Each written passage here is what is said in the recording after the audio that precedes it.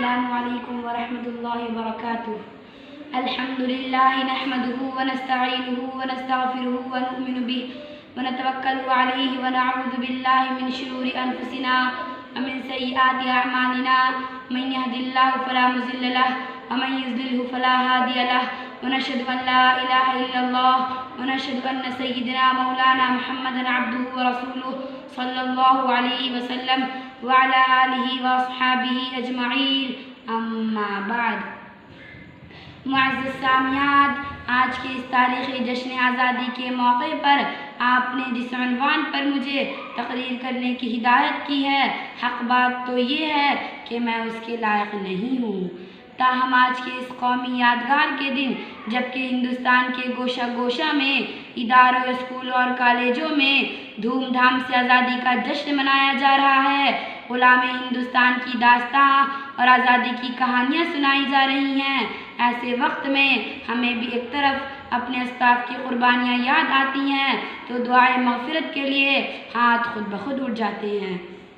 दूसरी तरफ जमहूरिया हिंदुस्तान के मुसलमानों के दर्दनाक वाक़यात और जुल्म व सितम की रुदात सामने आती है तो खून के आंसू निकल पड़ते हैं। अगर उन्हें यह मालूम होता कि इस हिंदुस्तान में मुसलमानों पर ऐसा दिन भी आएगा जब मुसलमान आज़ादी की जगह अंग्रेज़ों की ग़ुलामी ही को पसंद करेंगे, तो वो कभी शमशीर बरहना लेकर मैदान जिहाद में ना निकलते। उन्हें क्या मालूम था कि जिस हिंदुस्तान की आज़ादी के लिए बालाकोट की पहाड़ी पर सैयद अहमद शहीद और शाह इस्माइल शहीद ने जान दी है, उन्हें क्या मालूम था कि जिस हिंदुस्तान की आज़ादी के लिए शामली के मैदान में उलमाए देवबंद तोपों का निशाना बने हैं, उन्हें क्या मालूम था कि जिस हिंदुस्तान की आज़ादी के लिए 1857 ईस्वी में 51,000 उलमा शहीद हुए हैं, उन्हें क्या मालूम था कि जिस हिंदुस्तान की आज़ादी के लिए दिल्ली के चांदनी चौक से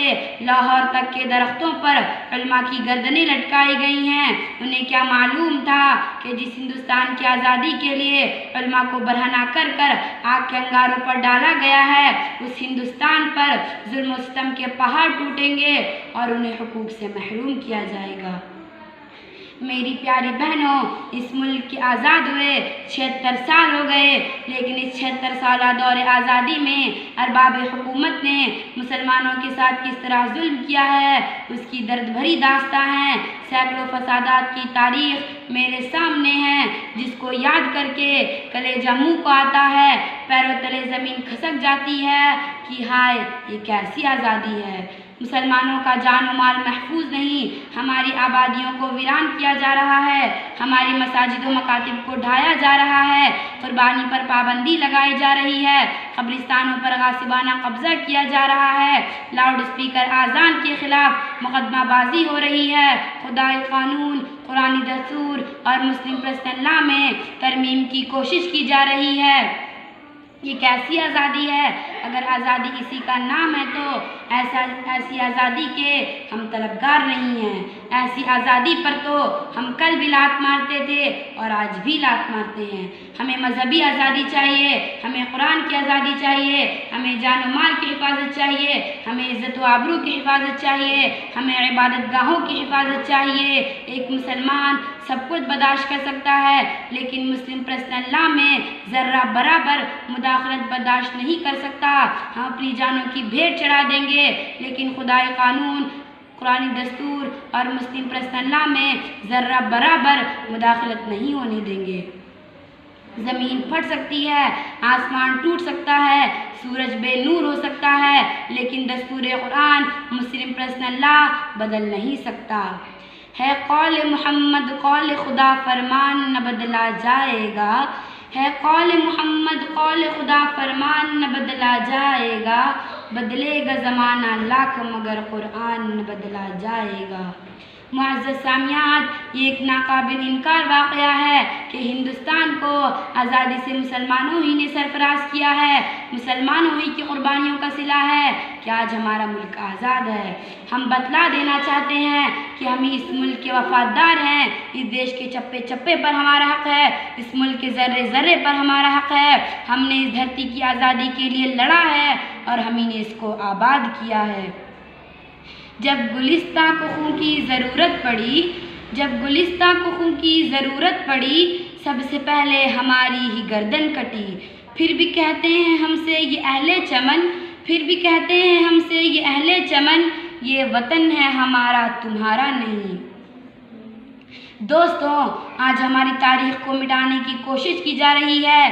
जंग आज़ादी की तारीख़ से मुसलमानों के नामों को निकाला जा रहा है और सितम बाला सितम ये है कि हमसे ये सवाल किया जाता है कि तुमने हिंदुस्तान को क्या दिया।